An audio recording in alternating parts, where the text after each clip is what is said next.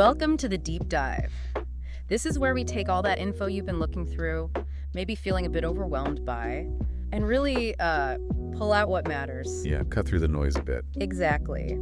Today, our focus is squarely on the Sonic blockchain project. We've got articles, docs, some YouTube transcripts you shared. A good mix of sources to get different angles. Right. And the goal here is, well, analysis and evaluation. We want to look at it from multiple perspectives, try and spot the trends, and really compare it, see how it stacks up in the whole crypto world. And Sonic's interesting right off the bat because of its backstory, isn't it? It's not entirely new. No, it grew out of Fantom, which, gives us a starting point for analysis. And it's a project that's clearly learned from past experiences. Building on what worked or didn't work before. Yeah, exactly. Some of the stuff we read reminds you, Phantom Opera, it had its moment, right? But the team obviously saw that just patching up the old system, well, it wasn't going to cut it long term. Technical limitations starting to bite. Seems like it. So late 2024, Sonic appears, and the driver was apparently the difficulty of just upgrading Fantom directly. The core idea. A faster, cheaper Layer-1, but crucially one that plays nice with Ethereum EVM compatible. And you've got Andre Cronje coming back as CTO. That sends a signal, doesn't it? It really does. Given his history with Fantom, his influence in DeFi generally, it adds a layer of known expertise, maybe a specific direction, particularly for DeFi use cases. Continuity, yeah. And a familiar face for the community. For sure. And that 1.1 token swap FTM to S, the new Sonic token, that looks like a deliberate move to, well, keep the community on board and try to carry over that ecosystem value. Makes sense. Avoid starting completely from zero in terms of network value. Okay, so that's the setup, the origin story. Now let's get into the tech itself. The claims are pretty big, up to 10,000 transactions per second, sub-second finality. Those are definitely headline numbers. They're positioning Sonic to be potentially, right up there with the fastest chains. And when you compare that, Ethereum's way lower, obviously. Even Solana, which everyone talks about for speed, Sonic's theoretical numbers are higher. Right. And a lot of that seems to hinge on this new Sonic virtual machine, the SEM. It's not just the old EVM with tweaks. It's presented as a fundamental replacement. So they're aiming for much better efficiency in running smart contracts, but they kept that EVM compatibility. Which is critical. It means dApps built for Ethereum or other EVM chains can supposedly migrate over pretty easily. Less friction for developers. Like building a faster engine that still uses the same type of fuel, so all the existing cars can use it without major changes. Exactly. That ease of migration, that's a key trend we need to watch. Attracting builders is everything for a new L1. Okay, so beyond the VM, what about the consensus? How are they validating transactions? It's proof of stake. So energy efficiency, security through staking. That's pretty standard now for newer chains. Right, POS is kind of the direction things have moved. But where it gets a bit different is the architecture underneath. They're using a DAGI-based structure. A directed acyclic graph. Okay, can you unpack that a bit for us? How does that differ from a typical blockchain? Sure, so instead of blocks being strictly in a line, one after the other, think of it more like a web. A new transaction or block can confirm multiple previous ones. Okay. And the advantage there is? Parallel processing, basically. You can have different parts of the network confirming different transactions simultaneously rather than everything needing to go in perfect sequence. It's like multiple checkout lanes instead of just one. Got it. So that's where the potential for higher throughput comes from. That's the idea. And layered on top, they have something called asynchronous Byzantine fault tolerance, ABFT. Sounds complex. What's the benefit? It's about resilience. It means the network can theoretically keep running correctly, even if some validators are offline or malicious. And it doesn't need everyone to be perfectly in sync all the time. It helps with uptime and security, especially under stress. So speed and robustness, that's the design goal. Seems to be. And they're also thinking about efficiency long-term with something called live pruning for the database. Live pruning. What's that cleaning up? It automatically removes old historical data that validators don't strictly need to process current transactions. Think of it like archiving old files you don't need daily access to. Ah, so it keeps the storage requirements down for people running nodes. Exactly. Lower costs for validators, potentially more decentralization if it's cheaper to run a node, and it keeps the system from getting bogged down by, years and years of history on every active node. Makes sense. They separate roles too, right? Validator nodes and archive nodes. Yeah, validators handle the current state and consensus, while archive nodes keep the full history if someone needs it. It just optimizes who needs to store what. Clever. Okay, let's shift gears and analyze the S token itself, the tokenomics. We know it's for fees, staking, governance, the usual suspects. What about supply? Initial supply was set at 3.175 billion, mirroring FTM. But then they have this plan to mint an extra 1.5% per year for 6 years. Okay, so some inflation planned there. Well, yes and no.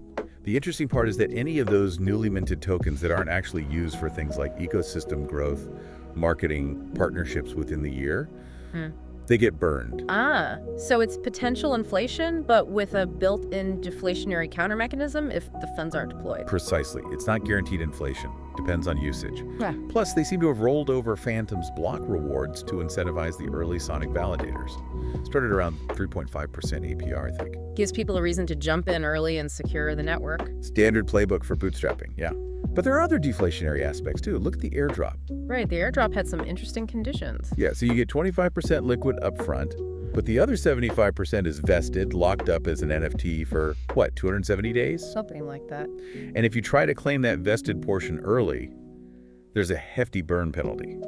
The earlier you claim, the more gets burned. I saw some examples, like claiming in the first month could burn almost everything, like 90 to 100%.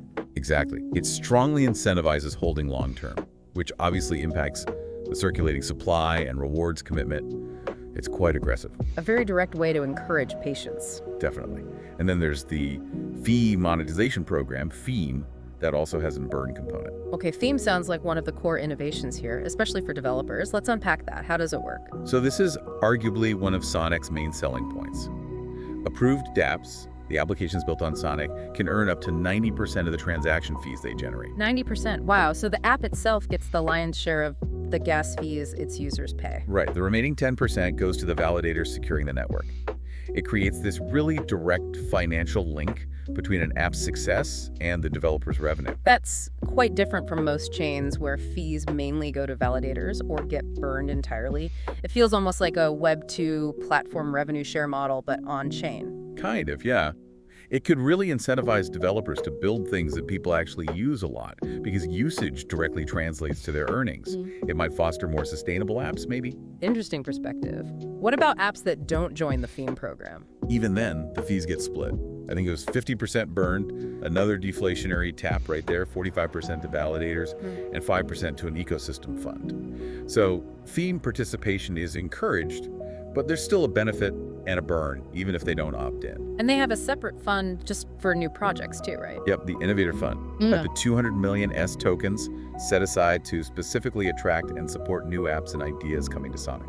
So multiple angles to try and grow that ecosystem, plus the airdrops we mentioned, trying to pull users in. Right, they use Sonic points for user activity and liquidity and Sonic gems to reward the apps themselves based on innovation and engagement.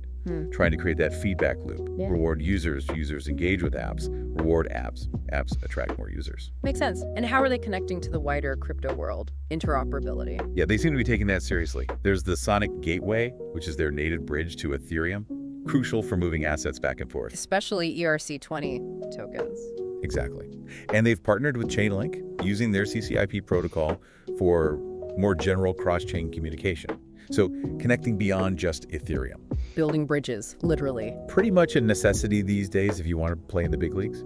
We're also seeing practical integrations happening, USDCEs on there, collaborations to bring Bitcoin assets onto Sonic, like with Solve Protocol, Rings Protocol. And they launched with some known DeFi names already integrated, like Curve, Pendle, Kyber Swap. Yeah, hitting the ground running with usable DeFi apps seems to have been a priority. Plus, that $10 million funding round led by Hashed adds a bit of external validation. Okay, so that's a lot of the what. Now, let's try to synthesize this. What are the expert perspectives? From the analysis in our sources, how is Sonic viewed compared to others? How does it stack up? The general consensus seems to be that Sonic is positioning itself very strongly, maybe primarily within DeFi. That's where its roots are with Fantom, and the tech specs lean into that. A high-speed, low-cost. Exactly. The claimed TPS is, on paper, significantly higher than many competitors, even Solana, as we said. Yeah. And transaction costs are apparently lower than Fantom Ultra was, which is a plus. And we saw evidence of early traction, right? That total value locked TVL figure grew pretty fast. Yeah, reportedly hit around $700 million fairly quickly after launch, which is impressive, surpassing some older chains for a period. A good chunk of that was in stablecoins, which might suggest people are actually using it for DeFi rather than just pure speculation. Any standout early projects? Shadow Exchange was mentioned as getting decent traction early on. The S token price itself, well, it did the typical new token thing, surge, drop, then some recovery. Volatile, but expected. But the value bridged onto Sonic was increasing. That seems like a positive sign. It does suggest assets are flowing into the ecosystem, which is what you want to see. There's also this observation comparing Sonic to other L1s. It seems to be targeting retail users more, much like Fantom did historically. As opposed to chains like, say, Cardano or HBAR that sometimes seem more focused on institutional or enterprise use cases. Kind of, yeah. It feels more geared towards the individual DeFi user or trader, at least initially. And that Fee model keeps coming up in comparisons. It's definitely a unique selling point.